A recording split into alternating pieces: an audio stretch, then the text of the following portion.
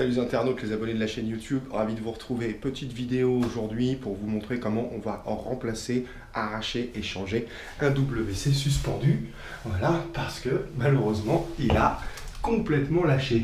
Voilà, le bâti support qui est derrière est complètement corrodé et automatiquement toute la cuvette s'est écroulée. Donc il est complètement hors service. Là on va remplacer ça par du Géberit. On conserve la cuvette, on va également remplacer le mitigeur qui est ici, on en profite. Et puis c'est parti, allez je vous montre au fur et à mesure, vous allez voir, là on va procéder à la dépose complète du châssis, le coffrage, enfin la totale. Allez, à tout de suite. Vous voyez, comme je le disais à l'instant, il a rendu l'âme. C'est-à-dire que tout le bâti, là, il est complètement corrodé. Ça veut dire qu'on a eu une fuite au niveau de la sortie de la pipe. La pipe, c'est un gros tuyau de diamètre 100 qui permet d'évacuer les eaux noires. Je vous fais le bas de dessin, voilà. On voit clairement qu'en haut, c'est pas endommagé. Ça veut dire que là, le WC, malheureusement, tout le bâti, tout le système, il va falloir le sortir. Bon, comme on peut le voir, voilà, maintenant il est déshabillé. Il n'a pas fallu longtemps parce que franchement tout était putride. Et concrètement, on voit bien, vous voyez, ça a cédé de ce côté-là. De ce côté-là, la rouille est remontée sur le bâti. Voilà, donc il n'a pas été scellé avec les pitons, il a été scellé directement avec du mortier. On va découper l'accès à la pipe, voilà, donc de manière à pouvoir récupérer l'évacuation. Et puis après, quelques coups de burin, en principe, devraient suffire, sauf s'ils ont mis des échos là-dessous. Je ne sais pas trop, on verra. Et voilà, terminé. PO 12 dégagé, canalisation PVC diamètre 100 dégagée. On voit que le WC, il était implanté dans la dalle. Il y a eu la chape maigre et après le carrelage, par réglage et carrelage. Donc il va falloir qu'on compense cette mesure pour pouvoir percher la cuvette à 40 cm du sol. Une cuvette, c'est toujours à 40 cm du sol à l'émail. Il y a une petite tolérance d'1 cm, grand max. Donc il faut bien qu'on calcule quand on va poser le bâti support. Géberit auto-portant. Bon alors pour ceux qui connaissent déjà, vous pouvez passer l'étape. Ceux qui ne connaissent pas, de quoi est composé un WC suspendu de la marque Géberit quand on le sort de l'emballage. L'emballage, le bâti support et tout un tas de petites pièces sympas. Le set de pipe qui va nous permettre de raccorder les eaux noires, les eaux propres, ça c'est ce qui arrive de la cuve, les joints, le kit de fixation de la cuvette. Là on voit la fixation qui va venir se situer en haut, qui nous permettra de récupérer l'éclairage du bâti. Des petits sets qui vont permettre de protéger les sorties et les entrées d'eau. Le système qui va fixer la pipe orientable. Une petite série d'huisseries pour fixer au niveau du sol, les tiges filetées qui vont venir s'adapter pour tenir la cuvette et la fameuse pipe orientable. Voilà, là pour l'instant elle est droite mais on peut la tourner dans tous les sens. Bon allez, une petite astuce. Quand on a déposé la canalisation, on se retrouve face à un diamètre 100. Il y a des petits convertisseurs qui s'appellent 93-100. Le 93 rentre dans le 100 et on se retrouve avec une partie ici où on peut engager une partie femelle. Voilà, comme vous pouvez le voir, là il y a une petite astuce, vous voyez, ça part à 45 degrés sur une petite distance. Pourquoi? Parce que j'avais besoin de me rapprocher. Voilà, simplement parce que le tube, à l'origine, il est trop loin.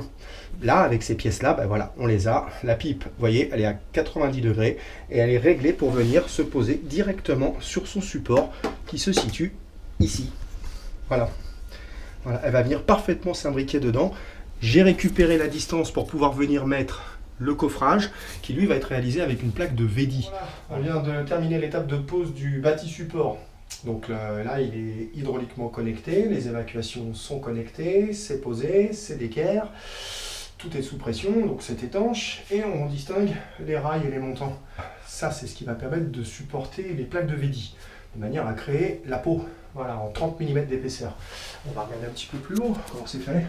Vous voyez, donc, le principe de l'autoportant, c'est qu'on a 3 points d'ancrage au sol, par pied. Donc là, ça peut absolument pas bouger. Donc voilà, on peut se suspendre dessus, mais pas de pépin. Coffrage terminé. 3 pièces uniquement collées sur la structure et vissées avec rondelle. Et là, terminé. C'est super résistant, super costaud. Petite trappe d'accès permettant plus tard la maintenance pour changer le joint s'il y avait besoin un jour. Malin. Et puis là, on va attaquer le carrelage. Allez, on est dans l'étape carrelage. Coffrage terminé, bien sûr. Les 3 premières lames sont posées. C'est un bon petit format noir semi-mat. Voilà, comme on voit. Et puis, c'est du 30 par 90. Bien sûr, il faut le recouper. On est à 86.500. Et puis, toutes les petites découpes qui vont bien pour que ça se marie parfaitement bien avec la cuvette. Et là, j'attaque bientôt cette coupe. Bon, voilà, dernière étape. Ça y est. on en est à la préparation de la mise en place de la cuvette. Cuvette qu'il a fallu que je nettoie complètement parce que la pauvre, elle avait été touchée également par la rouille, décapée. Voilà, donc elle est blanche maintenant. Le coffrage est terminé, enfin tout ça vous l'avez vu. Le carrelage, c'est du black. Les joints, c'est du black. Voilà, on voit bien les entrées et les sorties, les systèmes de fixation qui sont encore derrière, les petites protections. Et puis la plaque que j'ai pas encore fixée pour la commande double touche. Et la dernière chose, la petite astuce qui va bien, la petite trappe carrelée, voilà, qui permet toujours d'accéder à ce fameux écrou permettant d'alimenter l'eau froide. Et là, il y a un joint, et ce joint, bah, si un jour il défaille, là, c'est quand même plus pratique de pouvoir y accéder. Là, on passe la clé à molette, on change le joint, c'est terminé. Et puis surtout, bah, on peut inspecter le boulot complet. La petite diff, hein, c'est que le carrelage est en blanc, bah, je ne l'ai pas en noir derrière, et sur les latéraux aussi, de manière à ce qu'on ne voie pas du tout, enfin du moins le moins possible, qu'on a une petite trappe technique à cet endroit-là. Voilà, ça fait ça. Comme ça. Allez, je m'occupe de la cuvette et puis je vous montre la fin et puis ça sera fini. Bon, bah c'est maintenant que tous les petits plombiers en général, ils ont un petit moment de solitude, c'est quand ils ont connecté la cuvette, ça y est, c'est fait. Donc j'ai dimensionné les connectiques arrière et j'ai déjà fait un essai, mais bon voilà, j'en fais plusieurs parce que je veux être sûr et certain du résultat. Avec mon petit doigt, je vais appuyer là-haut et puis on va aller voir si on arrive à voir quelque chose, s'il se passe quelque chose là-dessous.